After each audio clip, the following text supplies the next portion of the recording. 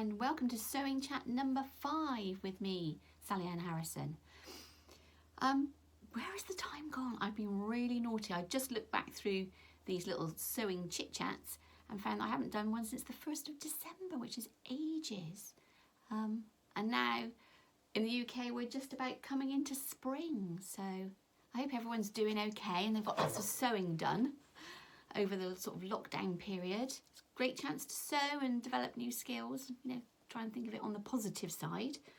I have been really busy doing loads of off-piece sewing, different types of sewing.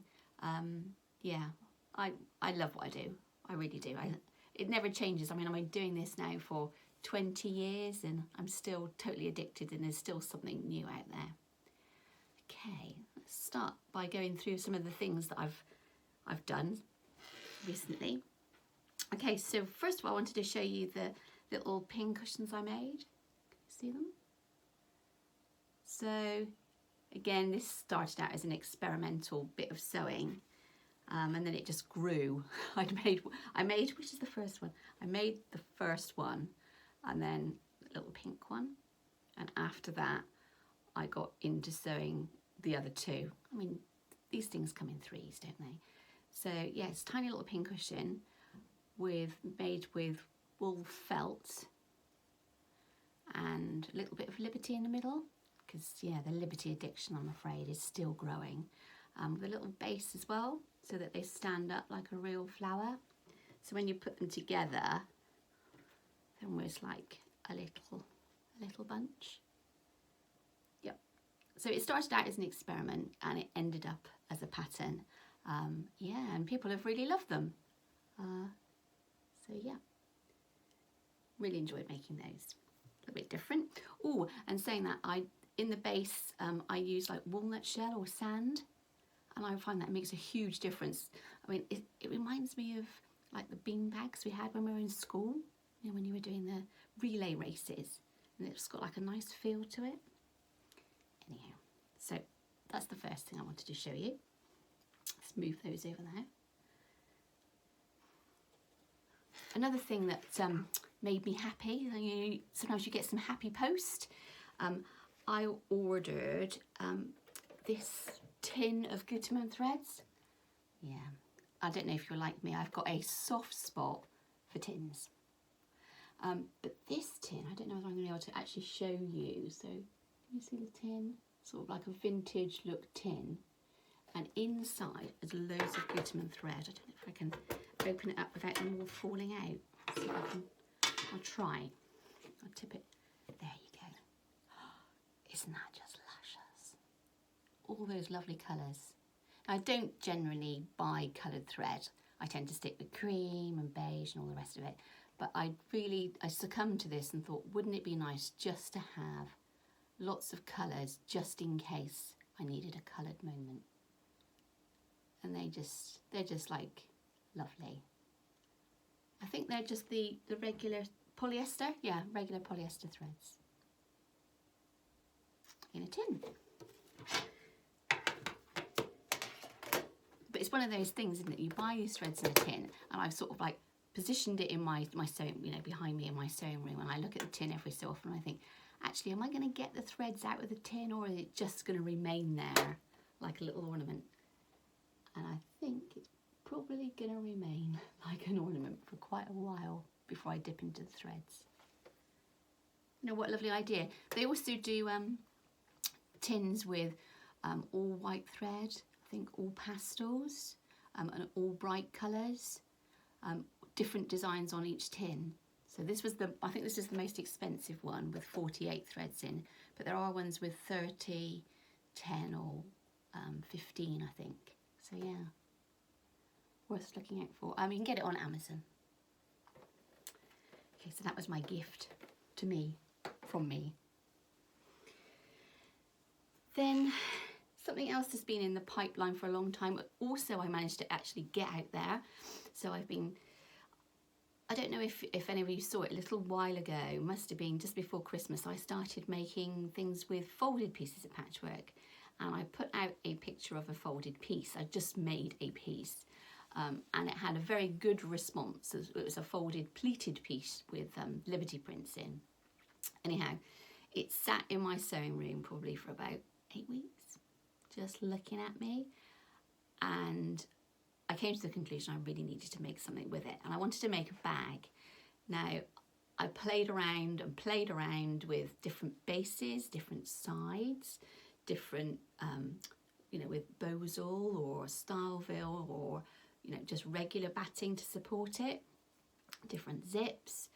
And in the end, I came up with this, which is now a new pattern.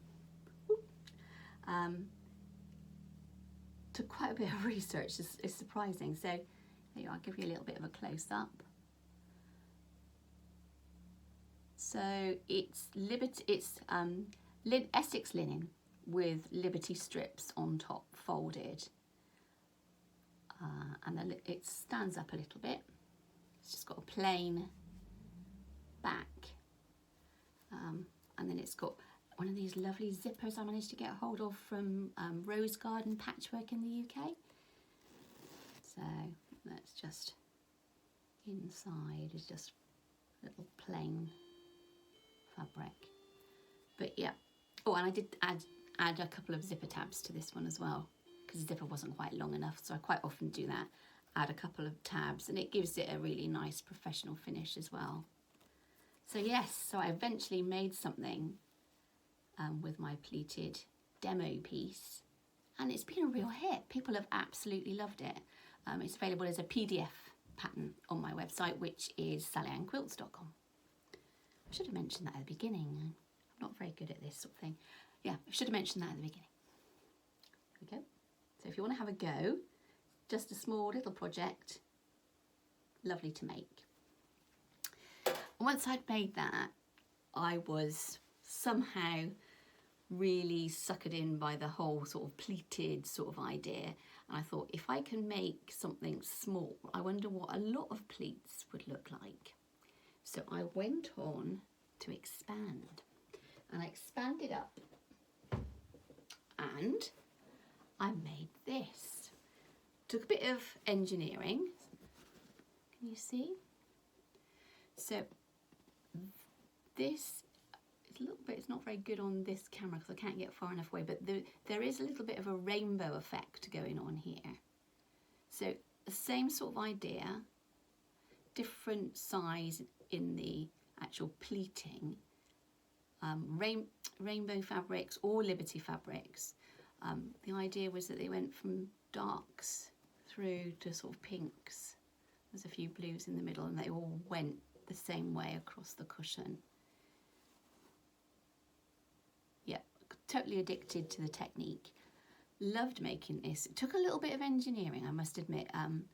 Me and my husband were sort of measuring it and making it out of paper and replacing it, etc., just to get it to sit properly. But we were really pleased with the outcome. Essex linen again. This is natural Essex linen, and it's got a little, I love these. I found these on, somebody said, was it my own name on them? But no, it's just like a little handmade brass tag. I think there was something crazy like 80 for £10, again on Amazon. And it's just got an envelope back, but I mean, you could add a zip or buttons or whatever you really wanted to on the back. And I did add a little bit of piping. I thought the piping was quite spring-like, again, so that it's covered in Liberty print. Yeah, and this one's been crazily popular as well. Again, it's a PDF on my website. Go.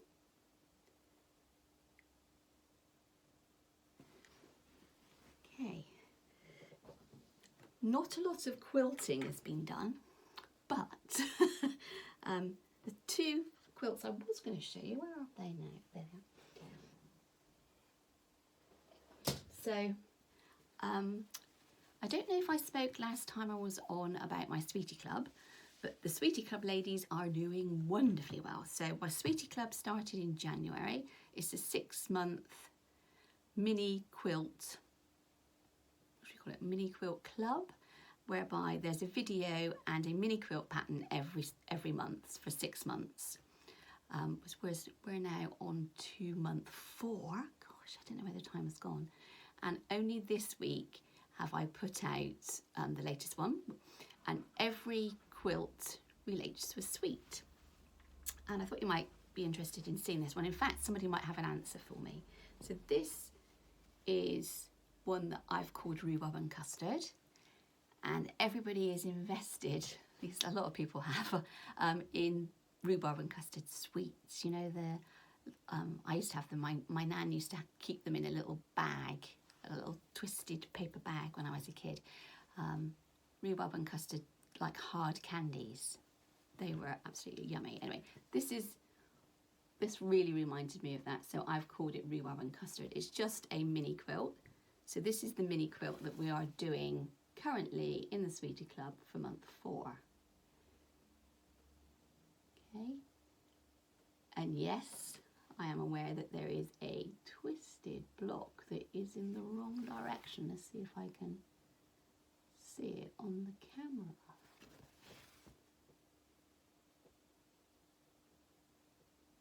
Yep, it's this one.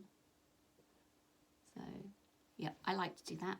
That is deliberate, because I don't know if you've ever been to like quilt shows or quilt museums, especially sort of vintage stuff. And when you look at vintage quilts and there's a block around the wrong way, you think to yourself, did the person that made that quilt know that they'd put in a block the wrong way around, or was it deliberate?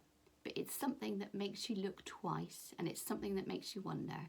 So quite often I will deliberately put something in the other way around just to make people look again. So, and the mystery with this quilt is that nobody seems to know the name of the block. On my Facebook page, I've got a Facebook page which is Sallieann Harrison Quilter. On there I've asked people if they know what this block is called. No one seems to know. Somebody came up with Old Maid's Puzzle, but it seems to be a variation on that. So if you do know, then yeah, do write to me at my website, so it's sally@sallyannquilts.com, and let me know, and I can update everybody, because it's nice to have a name, isn't it? It's nice to have a properly named block. So there you go again. So that's news from the Sweetie Club. Okay, had a few more bits and pieces. So as many of you know, I actually work for Sewing Street TV. Just lately, because I've started, my own designs have actually started to come out on Sewing Street TV. I was just doing a general show, not doing my own stuff every 2 weeks. But since I've started to actually sell my own patterns and my own designs through Sewing Street, I generally only go on there once a month, which has given me more time to play and do things that are slightly off-piste. So here are some of the things that I've done which are slightly off-piste if you want to get away from regular sewing. First, and I think I've mentioned to you about this before, is I have a love of vintage linens. And well, you can probably see just over my shoulder the beginnings of a journal cover. And I must admit, when I've been to craft fairs or even sort of jumble sales, whatever, and I've spotted a vintage piece, I've had to have it. And when I've brought it home, I've been absolutely loath to cut into it, which has resulted in an ever expanding pile. And then there's a lady in the States that I came across that were friends on Facebook, and she has also got this addiction to vintage linen, so it's not just me, and she has used hers in making pin cushions, and I thought it was a fantastic idea. And it was the little push that I needed to sort of go, okay, I'll brave it. I will take a pair of scissors to those vintage linens. I will cut them up and make them into something that people can use. So I made my first one and really enjoyed it. And then I made the second one, and this is the second one that I made. And the nice thing about this is it's just purely experimental. So this is, I think, a vintage corner of a tablecloth. This is some lace that my friend gave me, some vintage lace from her mum. And then I've added these. These have become really, really useful. I bought these on Amazon, and they're just like little stick-on pearls. You don't even have to sew them on. So I've stuck those on. Again, another one of those tags, those brass tags. A little bit of rickrack, and then the pom-pom trim. I can't resist pom-pom trim, I really can't. I've got loads of it in pink, and I'm now investing in other colours. And then I thought about the back, and the back is lightly quilted, and I added a phrase because my boys say this about me, and this is going to be back to front, isn't it, which is going to ruin the impact. But it says, "Mad as a box of frogs," and that is what my two boys, one's 27 and one's 22, say about me, which is probably true. But I liked adding something a little quirky on the back. And then somebody said to me, "Are you going to sell them?" And I thought about this, and I thought, perhaps I will upload just a couple to the website and see how it goes. I'm tempted to make them so that a proportion of the proceeds go to a charity. I think would be a nice thing to do. So it's sort of, I don't know, reusing the linens and so the memories live on, and perhaps also, you know, giving a little bit to a charity at the same time. And I must admit, I do really like making them. At the moment, I'm halfway through. Let's put that one down. Where have we got to? Hang on. Halfway through making another one. And so this is another one which is in process. So it's very easy. So it's almost like you just use a foundation. Oh, I say you use a foundation. I use like a cotton Pellon foundation to support the vintage piece, and then I just built pieces around that, if that sort of makes sense, randomly. So this is the vintage tablecloth piece. This one I've actually had a little play with free motion as well, which I really enjoyed doing. So there's free motion just around the embroidery. I've added a button, a bit more of my friend's lace, and a few pieces at the top. So some of these pieces are actually vintage feed sack. So this is vintage feed sack from the 1930s, and so is this piece, but it's mixed with a few more reproduction 30s prints, and it's just on a piece of cotton wadding, so very easy to do. And then this is the beginning of the back. So I've prepped the back, and I'll probably cross hatch it and put my label on. Perhaps it might be another "Mad as a Box of Frogs," and join the two together. But at the moment I'm waiting for some purple pom-pom trim to finish it off. So yeah, that's another one that's currently in the pipeline. Yep, really enjoyed making those. Sometimes you need to sort of like move away from making big quilts and big things to making something small, and you get that sort of rush of success and achievement much quicker. So sometimes you need to do that, I think, rather than just carry on making another big quilt. Okay. Talking about things that are slightly off-piste. The other, I started making journals. I think I've shown the journals before, but I made this one recently, which I have really loved. and I was inspired by, is it Maggie Bonomi? She does very, what would you call it, primitive style things. So, and I had this piece of pink fabric left over from a project I did for the Sewing Street TV, and I washed it and roughed it up a bit and knew it would be the perfect background for a basket. So this is just a little bit of wool applique on this journal, and then on the back there's an old crochet mat, a little bit of fabric, a couple of buttons, and a saying, because I do like words on things that I've made. It says, "When I am a grown-up woman with my hair up on my head, I will sit and sew till very late and never go to bed." Don't we all wish you had extra hours in the day to sew? And then it's just got like a little rope tie. And this one's actually got, I think my other ones have all had plain. Oh yeah, so no, this one is plain as well, just a plain book inside with the. At the moment, I don't know whether I'm prepared. I'm sort of ready to sell it. I don't know whether to keep it or pop it on the website. But it's, I don't know. I really enjoyed making that. And again, look, the brass piece in the bottom, and the roses. The roses are just made from wool felt, twisted wool felt. And there's a few safety pins just to add to the sort of sewing theme. Oh, and saying that, right, I don't know if you can see right in close, this is crochet. So I crocheted the leaves.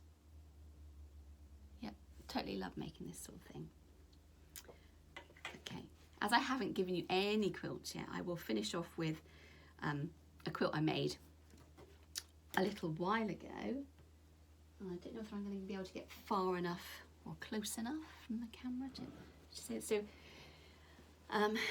must be 3 or 4 years ago I started making a Dresden quilt, and then I made a few blocks, you know how it is, and you put it to one side and then you come back to it, and then I finally decided how to finish it, and I finished the quilt and everybody loved it, and it is very, very springy, which is good because we're just coming into spring now. So this is what I call my sunny Dresden. Now this was on Sewing Quilter, so I made it after I finished it. I don't know if you can see with the, it's a bit difficult with this camera. So I've got a Dresden, I've then got what I call some bricks, and then a flying geese border. And the other thing is it's got like a little highlight between each block. There you go, you can just about see the highlights. Yes, so when I worked for Sewing Quilter, they saw this quilt and they loved it, and I ended up writing a pattern for them. They sold a kit for it and the pattern, and that was a couple of years back now. And then working for Sewing Street, this year it's come out again, and they've sold it. We sold it on Sewing Street a couple of weeks ago as a kit using Liberty fabrics, which was incredibly popular, as you can imagine. So lots of, all the little wedges were in different Liberty prints, and they sold it with a pink centre, and they sold out. Yeah, it was very, very popular. And I know that from my own website, where I've currently got the pattern for this one called the Sunny Dresden PDF, there's been quite a lot of downloads recently, and people are making it. Yeah, so, and joining the group. Well, have I explained that? Don't know if I explained that before. I have, so if you buy one of my patterns, you also, it gives you an opportunity to join my little pattern club, which is on Facebook. Basically, you can join the club and see what other people have made, what they're making, different colorways, and we discuss different ideas, little hints and tips and tricks. There are add-ons to patterns. There's some videos in there that I've done as well. And it's just a wonderful sense of community. Over the last, I don't know, over the last 2 or 3 months. We've actually grown and we're now nearly 350 members. So it's great, and everybody's cheering each other on. So there's really good sort of sense of community there. So if you do buy a pattern, do join us in the group. Okay, I think I've covered everything that I wanted to cover. I don't know if anybody watching is in the UK and is going to the Festival of Quilts this year. I'm not planning to teach there this year, but I know I've got friends who are. Let's just hope that it remains on and it remains open.